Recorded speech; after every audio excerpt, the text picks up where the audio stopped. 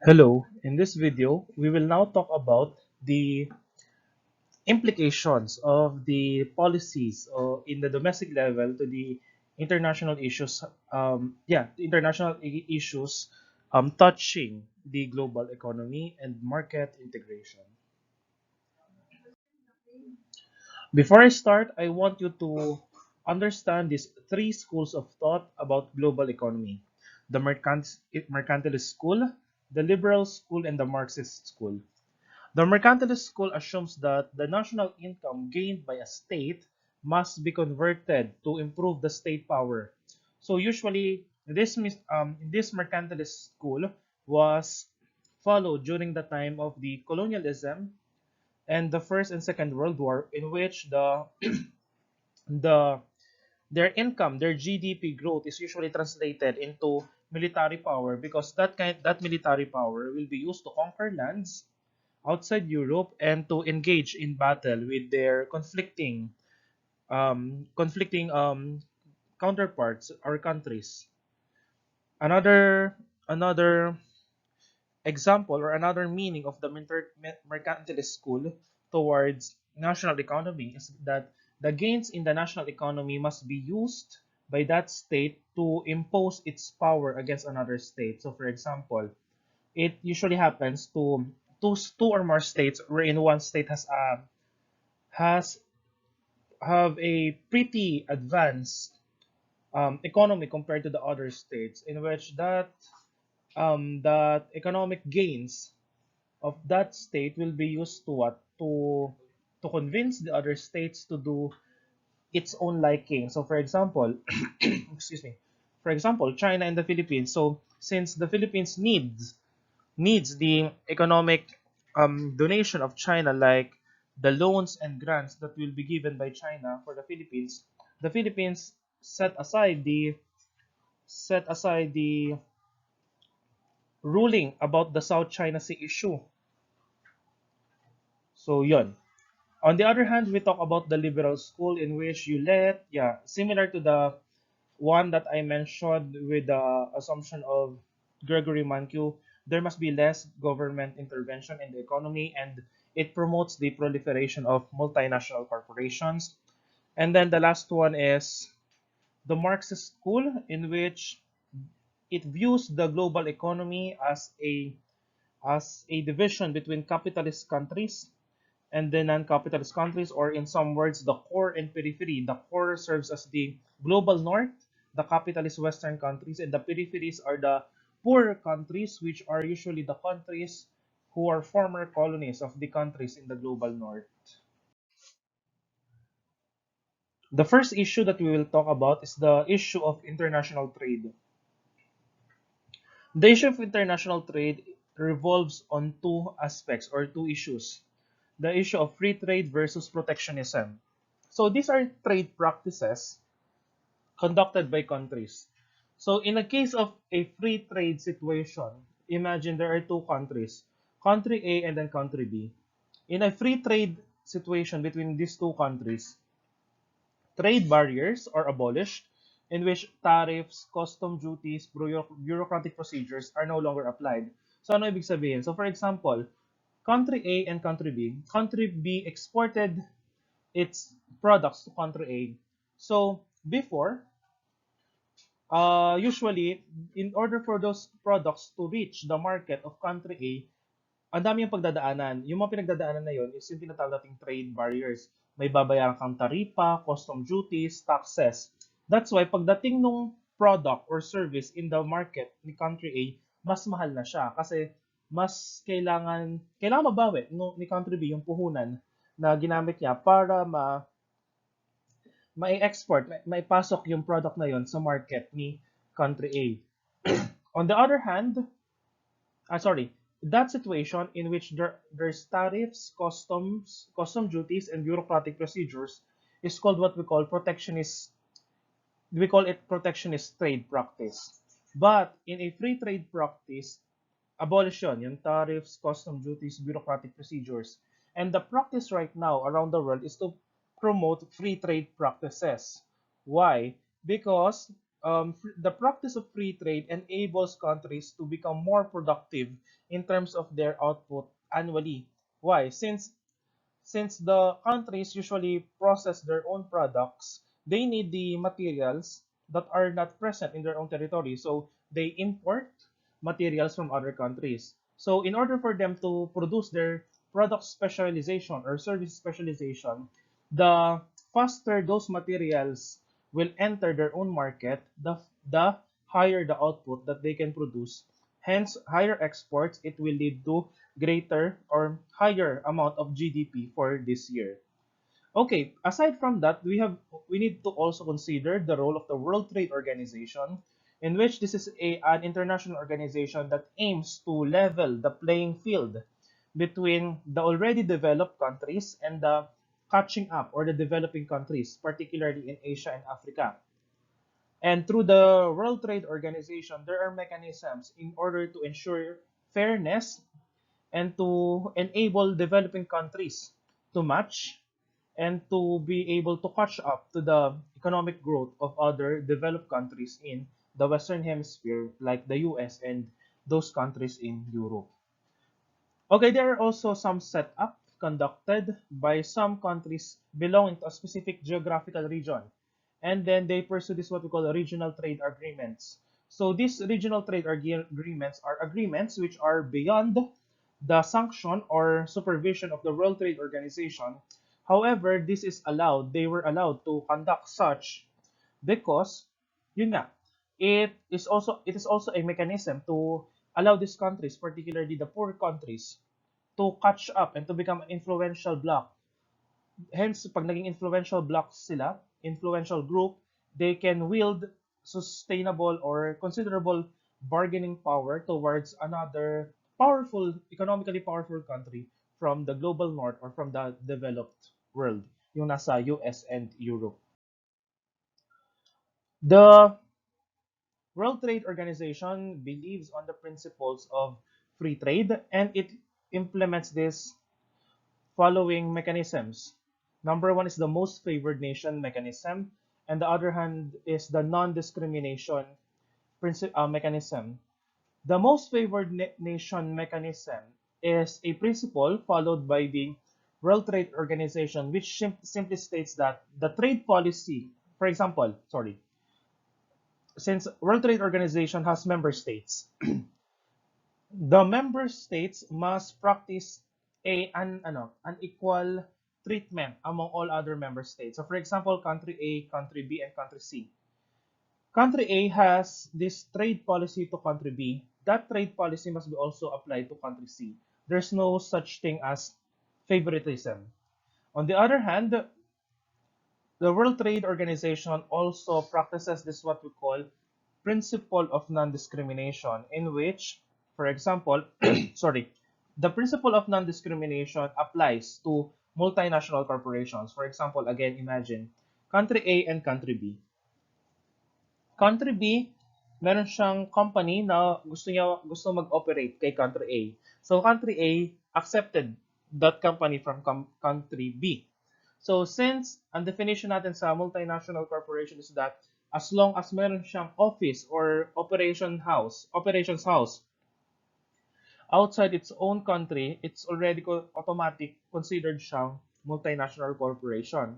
So if you are a member of the World Trade Organization, si country A, hinuhost niya si company from country B. So in that case, ano mangyayari? So the privileges na binibigay ni country A sa kanyang domestic businesses shall be also applied to the multinational corporations operating inside its territory as long as yung home country ng multinational corporation na yun ay member ng World Trade Organization. So in the case ng company ni country B, dapat same yung treatment ni country A sa kanyang domestic businesses and then sa business from country B. How the World Trade Organization works, it performs through what we call intergovernmental bargaining, and it is usually the bargaining session is usually called as rounds. So marami ng rounds na nangyari from Doha round, Uruguay round, etc. So usually the name of these bargaining sessions are named as rounds, and then yung adjective na ina-attach sa harap niya is kung sino yung nag-host nung bargaining session. Next is the International Monetary System, in which we will talk about the state of global currency. So the irrelevance of international monetary system with your own daily life is every time, for example, you go abroad. And everyone, or for example, you have a parent who's working abroad. So your parent is usually what? Sending remittances, and that remittances is usually in the form of a foreign dollar or a currency, a foreign currency. Okay, usually right now at present, majority of the currency around the world, its value is pegged on the US dollar. Why? Because it has a historical background. Later, I will expound on that. So that's the impact, excuse me, of the international monetary system towards towards your everyday life. So, for example, mag-abroad ka, you ever wonder why is it that your currency, for example, Philippine currency, you usually exchange it first to a dollar, and then pagdating mo dun sa country na yon, i-exchange mo siya into the local currency. For example, you went to China or Taiwan, so peso to US dollar, then to yuan or renminbi, or to the Taiwan dollar. So why is it? So it has something to do with the current practices in the international system. Same applies with the remittances. Foreign currency translated into dollar, and then that dollar will be translated into peso. Okay, so the main reason with regard to that practice is because of the Bretton Woods system that was imposed by the United States after the Second World War. Ganito kasi nangyari, class. After the Second World War, sirang-sira ang global economy. So very devastated ang Europe, ang Asia, etc. And then the lone country that can salvage or that can save the global economy is no other than the United States, because the United States was the victor of the war, the Allied powers, and the United States is leading this alliance. Okay, the United States took the responsibility to reconstruct the global economy. So the United States called a meeting with Great Britain, or the modern day United Kingdom, and then their respective treasury ministers and departments met, and this meeting was held in Bretton Woods in New Hampshire in the United States. Kaya that's why Bretton Woods system yung pangalan niya.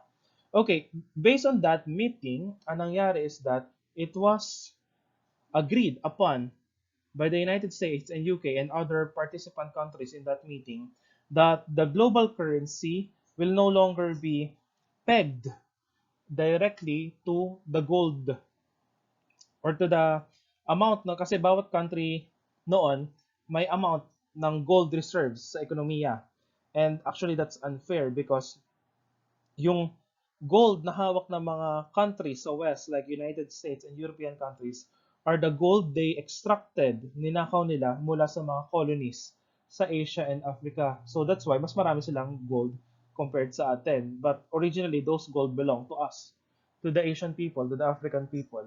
So in that case, before the Bretton Woods system, before the Second World War, currency is pegged on the value of the gold na meron yung isang bansa. But right now, upon the implementation of the Bretton Woods system after the Second World War, what happened is that all currencies are now pegged, dependent na ang value ng currency dun sa US dollar. So the main consideration right now is the dollar, hindi na gold reserves but dollar reserves of every country. And in order to determine the value of the dollar, since the dollar itself is a currency, so the value of the dollar was set arbitrarily. Pag sinabi arbitrarily, pinagkasunduan that the value of the dollar is $1 amounting to 35 ounces of gold.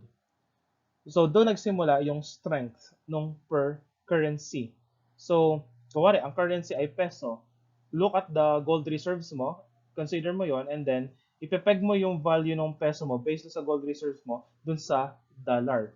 So, kumbaga, nandun pa din yung gold, pero the main consideration na is the dollar reserves, kasi yung value na ng dollar reserves are pegged throughout the whole world na, hindi siya depende na sa, sorry, clarify ko lang, hindi na depende sa gold reserves ng isang bansa, but automatic nakapeg na yung value ng dollar into gold as $1 is equal to 35 ounces of gold. So yeah, so that's what that yun yung nangyari. So since there is a fixed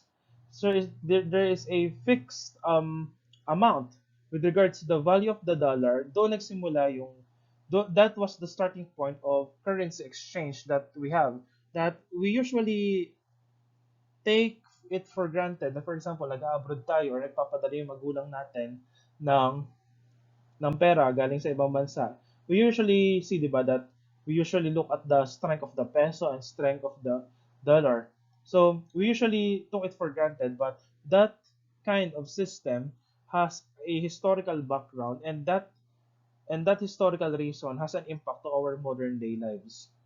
Another implication of the Bretton Woods system was the creation of the World Bank and the IMF, in which the World Bank and the IMF will provide loans and grants to developing countries in case that nagkaroon sila ng economic recession. Remember, in the previous video, I talked about when can a country will have an economic recession. And that economic recession occurs if the exports and the imports of a country is no longer balanced. Negative na, X minus N. Okay, the World Bank and the IMF gave conditional loans and structural adjustment program. I will discuss this in the global governance lecture. Okay, as soon as the Bretton Woods system has been implemented throughout the world, nagkaroon tayong tinatawag nating fixed exchange rate system, which is yung setup na sinabi ko kanina, that the currency of a country is dependent on the value of the dollar. So for example, pinipeg kasi ang nag-determine naman ng value is yung country mismo eh. Usually the central bank of that country. So for example, in the Philippines, ipepeg niya yung value ng peso sa value ng dollar at for example, $1 is equal to 50 pesos. And then it depends kung ano mangyayari sa exchange rate sa araw na yon, whether lalakas ba yung piso maging 51 and above, or hihina siya into 49 or pababa. Okay, there was a point of history, particularly in the Cold War and in the early days of the post-Cold War period, wherein nagkaroon ng floating exchange rate system. And it was practiced before 2010, particularly by China. So anong ginagawa sa floating exchange rate system? Kung dati, yung value ng currency mo ay dependent on the value of the dollar, pinipeg mo siya doon, ngayon, yung value ng currency mo, hindi mo na siya ipepeg sa dollar, but based on the demand of a specific company or companies in the global economy. So, paano siya nag-a-apply? Ganito kasi yan. So, for example, what happened during the case of China is that China hoped that the power of the yuan or the renminbi, yung kanilang currency, can match the power of the dollar. Why? Because China has started to give development assistance or development loans and grants to other countries. So China has been donating, for example, in Africa, donating or giving them loans for infrastructure. So, since kailangan magbigay ng China ng infrastructure, kailangan ng, of course, raw materials, semento, kahoy, bakal, etc. And those materials na kailangan doon ay usually ko-contract yan sa mga private dealers, mga private businesses. So, in this case, ang ginagamit ng China for that kind of donation is not the US dollar but its own currency. So because of that, there's a clamor among multinational corporations, particularly those involved in the infrastructure, to have our own yuan reserves. So nagkaroon ng this companies nagset sila na sige, aside from the US dollar, we will allow purchase of our products through the currency of China, yuan renminbi. So because of that, nagkaroon sila ng yuan reserves. So China, because of that, in order to challenge the US dollar, ang ginawa is that, ayun, the value of the yuan renminbi has been decided to float, which means ipipeg mo na siya kung gaano kalaki yung demand ng mga private companies for this kind of currency. Okay, that was a smart move, but it's not sustainable because the value of the currency is not only what? It's not only dependent on the demand of those international companies. The value of currency is also affected, but of course, by domestic factors like inflation inside the country, and its output. Unfortunately, in 2008, bumagal yung economy ng China. That's why may tinawag silang economic new normal. So, yeah, China was compelled to go back sa tinatawag nating fixed exchange rate system. And then there's this remedy practiced among countries around the world to again peg their currency based on the dollar, but if situations occur like there's an impact, economic impact or recession, they can adjust that exchange rate system through imposing or implementing a floating exchange rate system for a short period of time, and then babalik sila sa fixed exchange rate system. Okay, I included here three case studies about the impact of these lessons about monetary system and trade through to the domestic Philippine economy. So, for example, the role of the International Monetary Fund during the time of Ferdinand Marcos and its result to the 1986 EDSA revolution. So, remember in I think that was 1985, Ninoy Aquino was assassinated in NAIA, in the tarmac sa Manila International Airport. Okay, because of that, nagkaroon ng political crisis ang Pilipinas, and every time na nagkakaroon ng political crisis, it usually leads to an economic crisis because the investors are disturbed. They are disturbed because there's political instability that if they will continue their operations in this country, baka sila malugi. Like for example, nagkaroon ng revolusyon or ng imposition ng mas mahigpit na regulation towards businesses, talo ang mga foreign investors. So because of that, nagkaroon ng capital flight or umalis yung portion, a significant portion nagkaroon ng withdrawal ng kapital sa Pilipinas. So, parang naging shaky yung ground sa mga foreign investors. Remember, these foreign investors are crucial for the Philippine economy, especially with the computation of our GDP, because C plus I plus G plus X minus M. These foreign investors contribute to the variable of letter I, investments. So because of that, nagkaroon ng crisis, nagkaroon ng capital flight.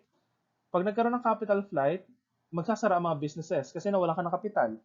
So pag nagsara ang mga businesses, mawawalan ng trabaho. So nagkaroon ng massive unemployment. Tapos nagkaroon din ng inflation. And after the death of Ninoy Aquino, ang inflation ay hindi lang siya basta 2 to 5%, but it's 35%. That's hyperinflation. And during that time, matindi yung impact kasi even yung 1 kilo of rice, hindi makabili yung mga middle class persons. And then, yeah, the Marcos was compelled to open the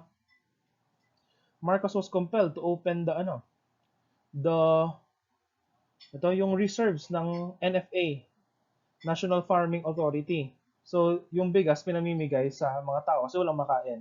So, it led to an economic imbalance which led to the 35% hyperinflation rate.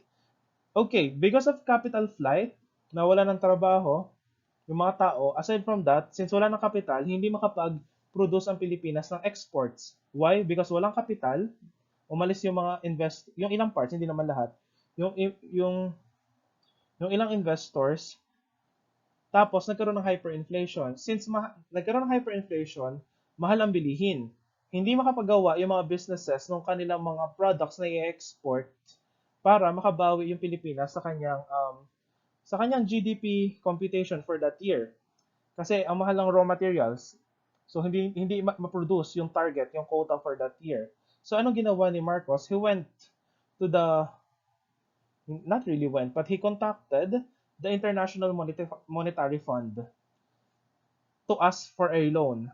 So ang condition kasi, if a country wants to go to the IMF to ask for an international loan, ganito dapat ang conditions. Number one, hindi nga balance yung exports minus imports. And then second, the International Monetary Fund will conduct a study in that country and will determine kung bakit ka nagkakandaletse-letse. Kung bakit yung country na yon is entered a period of recession, economic recession. And then those after that study mag-i-issue ng recommendations ang International Monetary Fund. And those recommendations is tinatawag nating SAP or SAP. SAP in this term, guys, is Structural Adjustment Programs. It's different from the SAP, yung ayuda na binigay ng COVID-19. So in this case, yung Structural Adjustment Programs ng IMF, these are recommendations para i-correct ng country yung mali sa ekonomiya nila. And then, ang nakita ng IMF is that kaya nagkaroon ng economic recession ang Pilipinas, and why is it that hindi makabawi ang Pilipinas in terms of production of exports is because the production, the manufacturing sector, and then the exportation industry was controlled by Marcos cronies, yung kanyang mga kaalyadong businesses. So the recommendation of the International Monetary Fund is to what? To remove those businesses. However, Marcos refused because if he will allow those business sector to go out of his hand, pag hindi na niya naging kakampi yung mga business sector, hihina yung political power niya, challenge yung kanyang gobyerno. So, nag-refuse si Marcos. So, wala nagawa ang IMF na maintain yung 35% inflation rate, in which it led to what? The intersection of political and economic religious causes for regime change. So, the cause of the 1986 EDSA revolution is not only about politics, wherein Cory Aquino challenged Marcos, or the church or the CBCP challenged the military rule, but it has also an indiscrete or implicit, it has also a discrete or implicit economic factors behind that, and it has something to do again with yun, yung diniscuss ko about capital and hyperinflation. Ayan.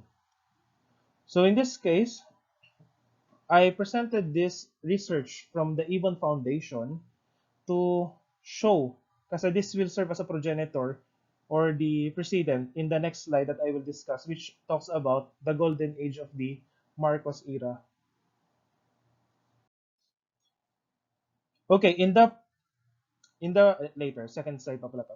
Okay, for example here also, I would like to use this modern day example that we have right now is yung kaso ng 9 trillion pesos na utang ng Pilipinas ngayon with regards sa COVID-19. So basically, walang masama dito. It is the recommendation of economists for the Philippines na mangutang until, yun nga, at the present, since July 2020, 2 months ago, the current debt of the Philippines is now amounting to 9 trillion pesos. So, to be honest, there's nothing wrong about this one because this 9 trillion pesos is needed to serve as a financial stimulus program for the economy. What does it mean? Kasi ito yung usually na approach ng governments. Kasi 'di ba, in the previous slide, I talked about Marcos going to the International Monetary Fund to ask for a loan. Basically, if sinunod niya yung IMF, makukuha niya yung loan na yon and magagamit ni Marcos yung loan na yon para i-revive yung mga businesses, yung consumption for every household, and etc. But Marcos did not perform that, did not accept the terms and conditions imposed by the International Monetary Fund because of political reasons. In the case of President Duterte that we have right now, yeah, we are on the right track in our loans because these loans will serve as the yun nga, yung tinatawag nating financial stimulus program, in which yung parang sa science, kailangan mong maglagay ng inertia or ng something in order to enable organisms to move again. So sa case ng economics, that's the same way.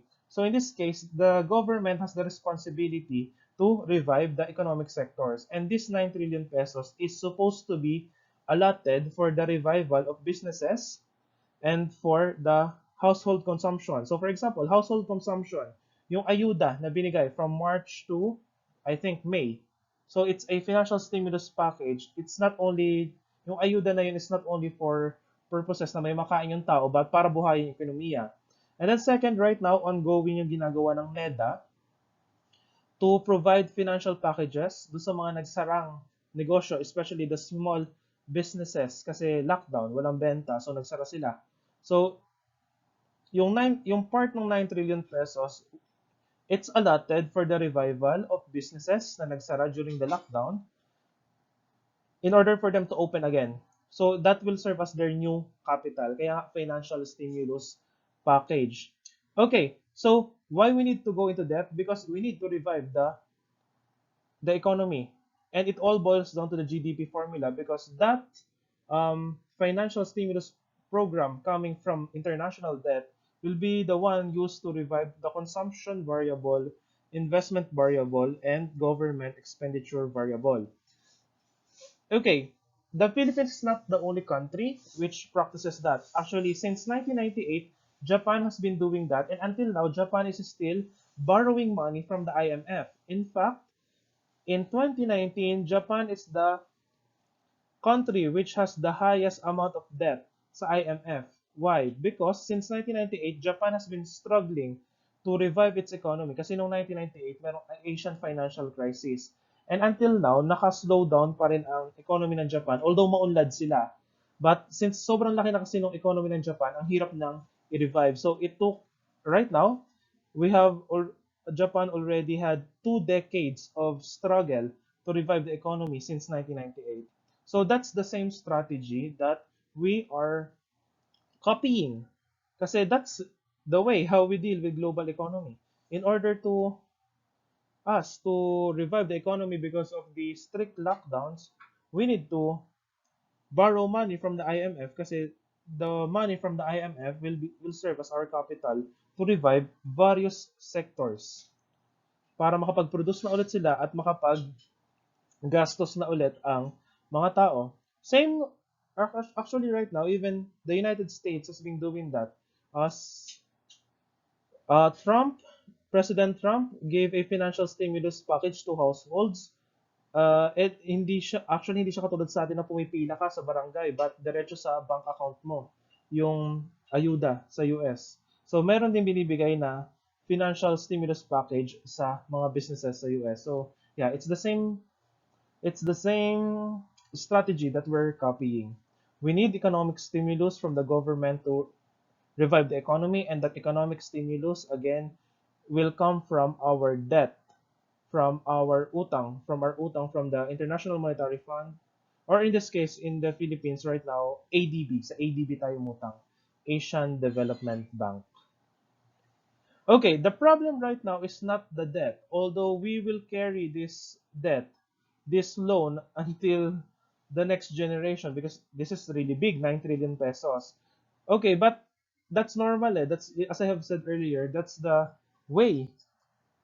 That's the only way to go. That's to escape this economic recession. However, the problem is not the amount of debt, but the problem is how this money borrowed from international organizations shall be used by the government. Magagamit ba talaga siya or hindi? Because actually there's a parallel case with us with Indonesia when the 1998 Asian financial crisis happened.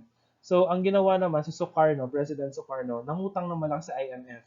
So for for Sukarno, naging compliant naman siya sa IMF, but the problem is that yung mga tao sa paligid niya ay either militar or business people.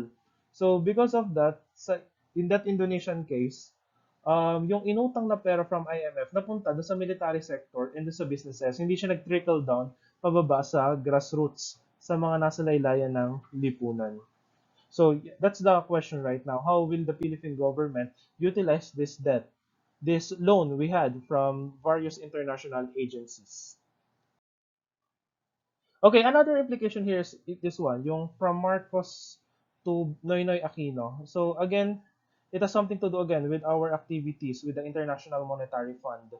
So we usually encounter in YouTube, in Facebook, that the martial law days is the golden age of Philippine economy. That is absolutely wrong. Because if you're going to look here on the graph, itong dalawang graph ito, yung nasa baba,